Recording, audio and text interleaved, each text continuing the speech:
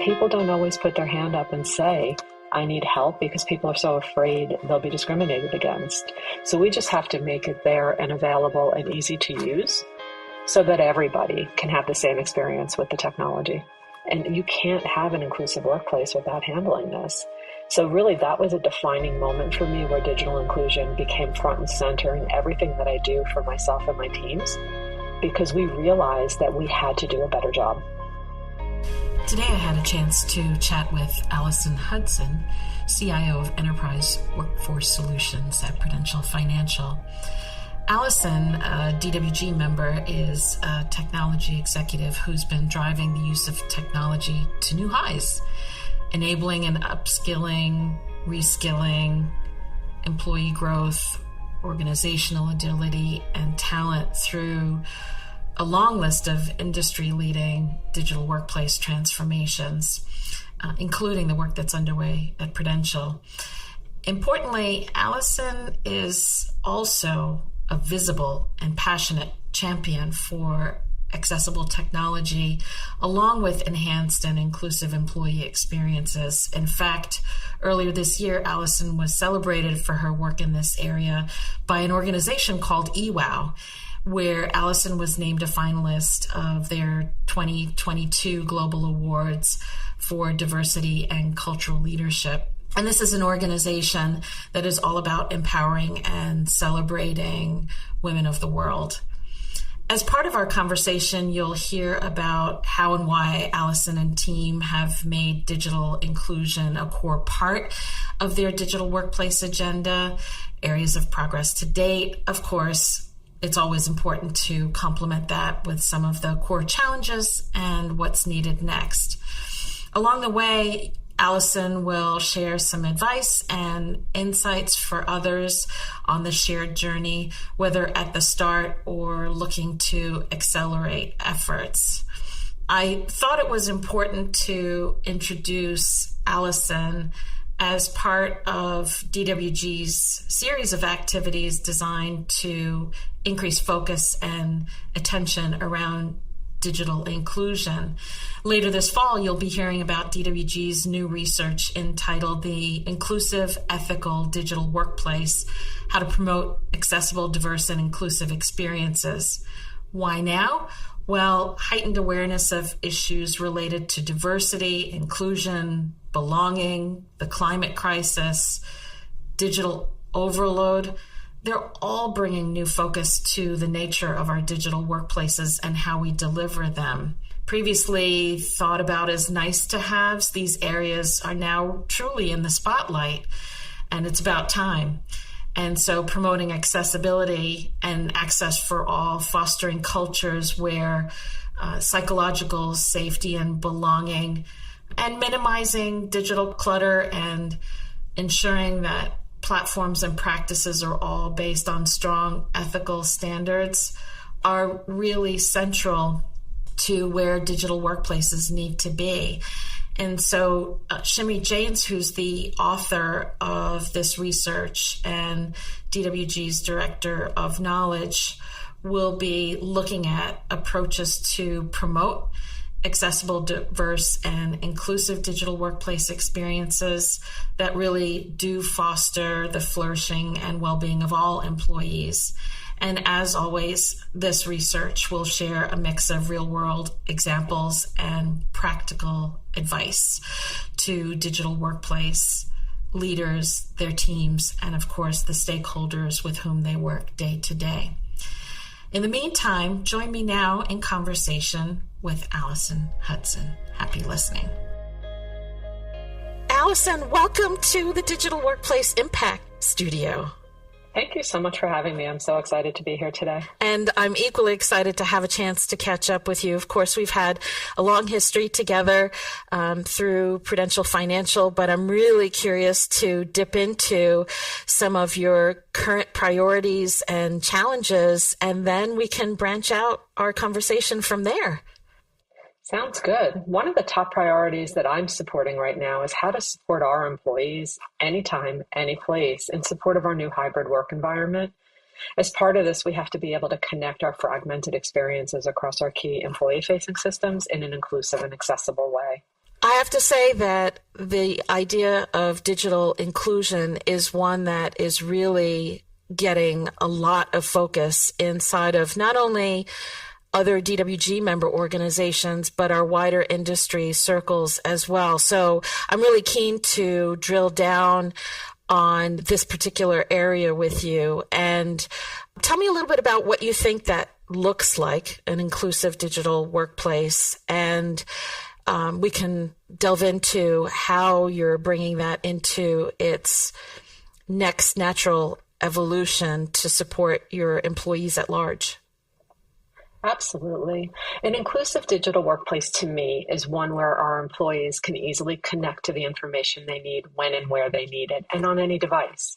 It's to guide employees on the things they need to know, help them to seamlessly navigate their way around a really complex organization, and honestly to remove the barriers to productivity.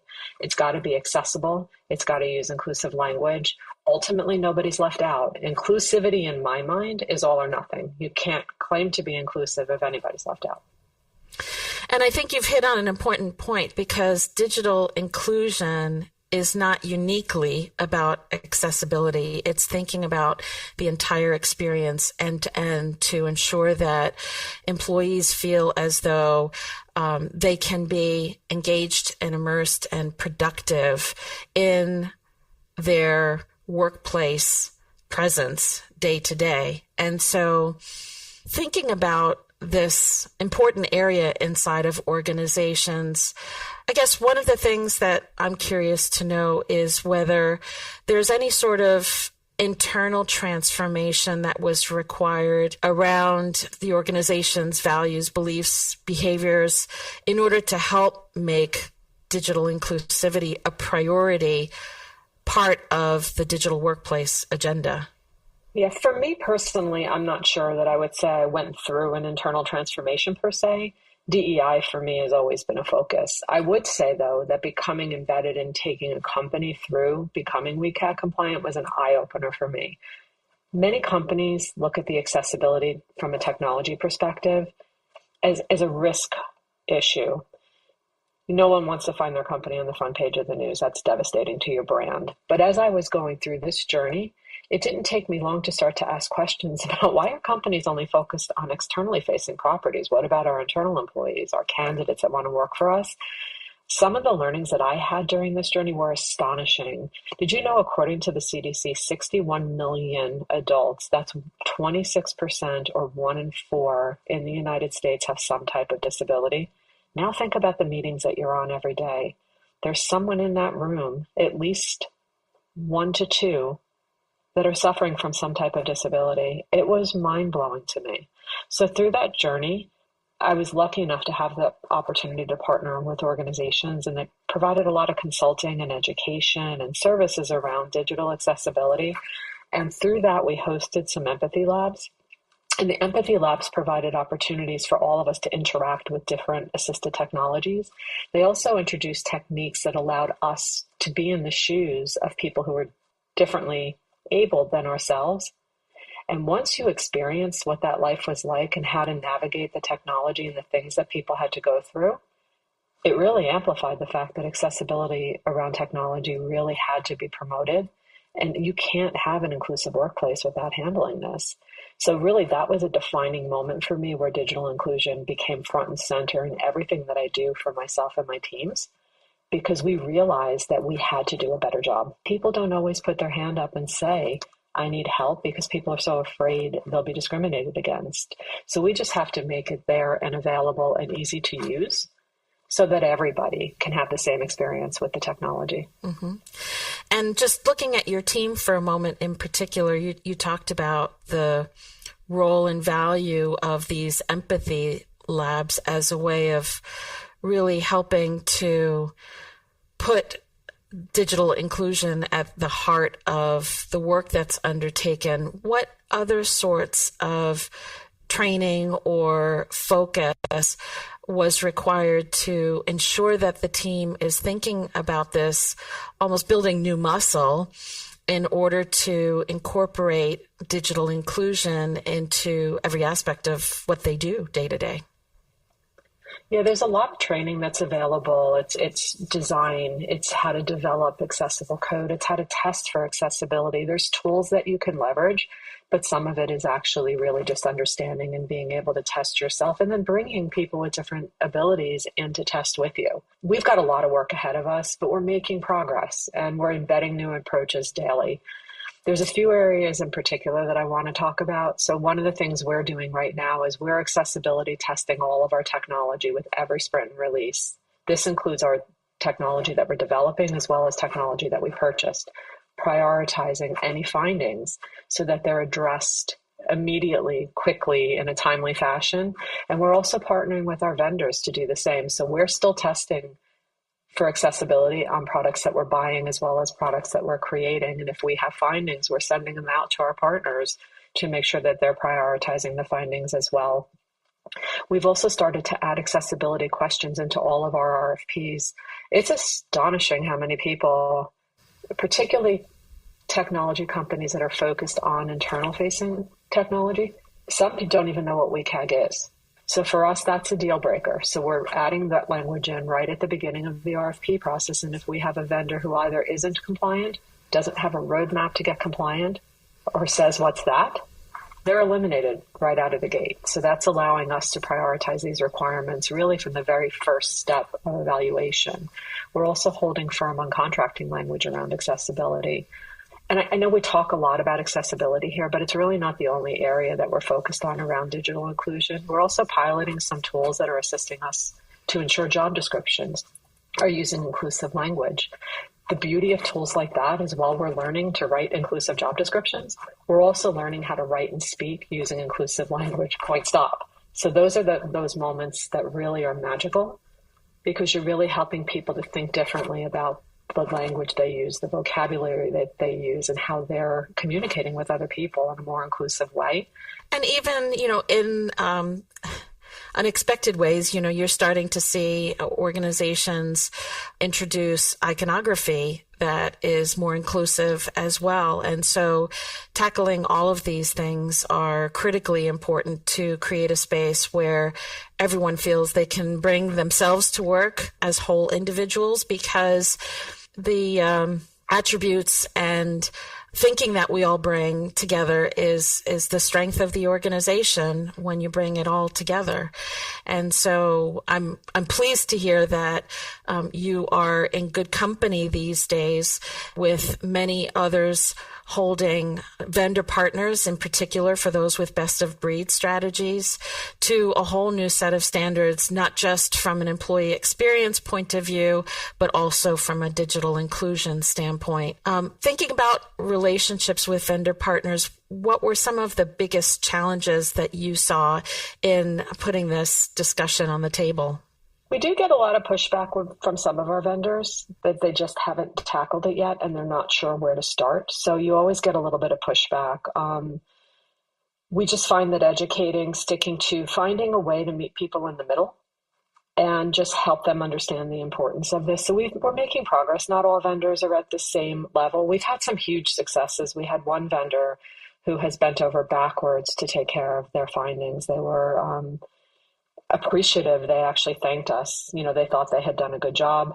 They asked us to share our findings, and their response back was, thank you for helping us make our product better, not just for Prudential, but for all of our customers. So I think it's a journey, and you'll find the vendors are all over the place on the journey, just like most companies are.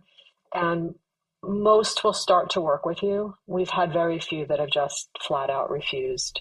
And so I think, a step from what I'm hearing you say is having the confidence to broach the conversation, to then make it a partnership effort, to then also ensure that there are progressive steps that are being taken, and to share that story so that there's a wider awareness that this is a priority for the organization and that you're surrounding yourself with the partner organizations that can help support and enable that agenda over time. And so you mentioned that, of course, digital inclusion is not uniquely about accessibility, and that you're taking progressive steps along a number of different paths.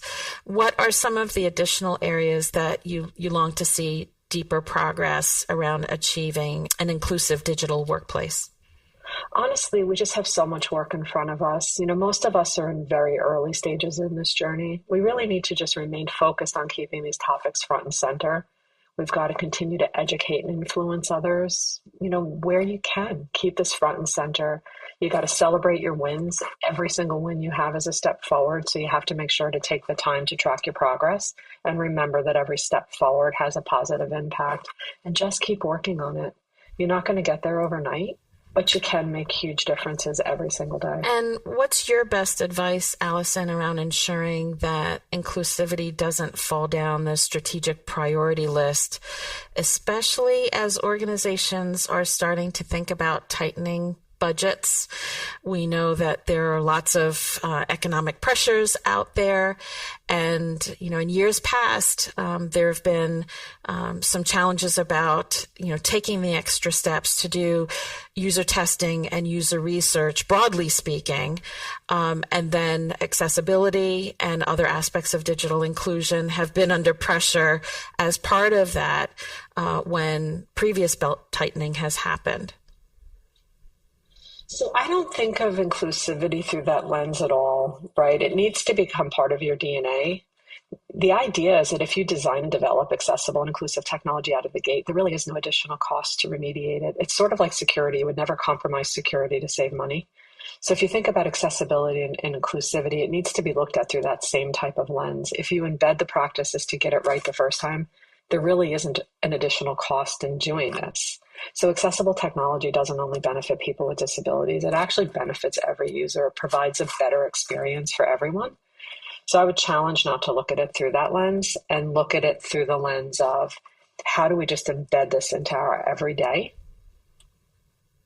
And I'm so glad to hear you say that, Alyson, because we do know that there'll be different pressure points going forward, and there are just some must-dos, must-haves in our digital transformation agendas. And we know that the pace of change is only going to intensify.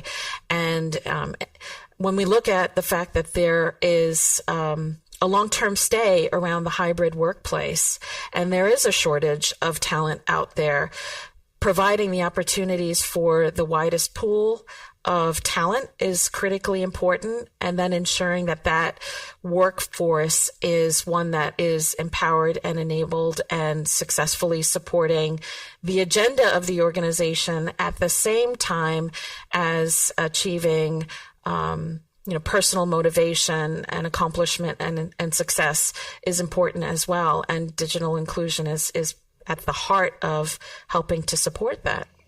I could not agree more. And so for those listeners who are at the start of thinking about digital inclusion as part of their digital workplace agendas, or are looking to accelerate their efforts around this, what sort of advice would you want to share? So I would start by saying you have to internalize the understanding of technology being for everyone, and then you have to design and develop digital experiences with that always top of mind. Only then can you start to make sure you're really including all of your users. Don't try to do it all at once. It will be a daunting task. Start with anything new technology you're purchasing, new technology that you're creating. Start with saying we're not going to let anything else leave our development plate or our implementation plate that isn't WCAG compliant. So if we start there, you stop the bleeding. And then you can leverage your contract renewals to include accessibility language. So if you've got contracts that you've had for a long time where you didn't have accessibility language, contract renewals are a great opportunity to bring those up and start to influence your vendors to work with you. And sometimes you can even negotiate financial penalties for non-compliance. We've been able to do that with a handful of our vendors. Then you can start to look backwards and prioritize the technology that touches your employees the most or has the most impact, and start there. And then little by little through prioritization, some things will age off. You'll make those risk-based decisions on where you want to invest your time. And then the last thing that I think is the most important is this is not solely a technology problem. This is not something technology is going to solve on its own. You have to also think about the places. Where is content being published in your organization? Making sure you're training your users around everyday documents to make them accessible. Things like Word, PowerPoint, Excel, how to conduct inclusive meetings or accessible meetings, turning on closed captioning, having interpreters. This is everyone's problem to solve. And until we all embrace that, we won't be able to solve it. Well, Alyson, I have to say, hearing the focus, the passion, the progressive steps that you and your team have taken and that you're imparting as advice to others is nothing short of inspiring. I know we're in our final moments together. Is there anything you were hoping I'd ask for and didn't as part of this conversation? It's your chance to spotlight something else that you think is important for our listener base to hear, to think about, to take as a call to action. Actually, my question is one for you instead. What steps are you going to take to ensure that this podcast is accessible? Well, we already do have a focus on ensuring that by virtue of how we produce transcripts to allow people to be able to take on our content in written word, should they wish to do so. Of course, all of our imagery has its appropriate alt tags along the way. And then we do take a wide view of the kinds of studio guests that we bring into the mix so that we are ensuring that, much like the workplaces that digital workplace teams are supporting, that we are bringing a wide set of views and conversations to the table, including this one. You can't see me smiling right now, but I'm smiling. Well, that's terrific. And I appreciate that you pivoted. That's the first time someone's actually done that with me. So the challenge was one that made me smile, and I'm just loving that. So with that, Alyson, any parting reflections or advice, whether it's for digital workplace leaders, practitioners, or others in our wider industry circles? Start today. Make progress every day. Ask questions. This is new territory. Challenge mindsets and seek help. And most of all, just lead by example. That's a great way to tie this conversation all together. Alyson, it's just been delightful having a chance to catch up with you with the backdrop of a very important topic of conversation. And we certainly look forward to following your journey day to day through our member circles and more. Hope you have a great rest of the day. And of course, we'll catch up again soon. Thank you. It's been wonderful to be here. Digital Workplace Impact is brought to you by the Digital Workplace Group. DWG is a strategic partner covering all aspects of the evolving digital workplace industry and boutique consulting services. For more information, visit digitalworkplacegroup.com. You got to celebrate your wins. Every single win you have is a step forward, so you have to make sure to take the time to track your progress and remember that every step forward has a positive impact, and just keep working on it. You're not going to get there overnight, but you can make huge differences every single day.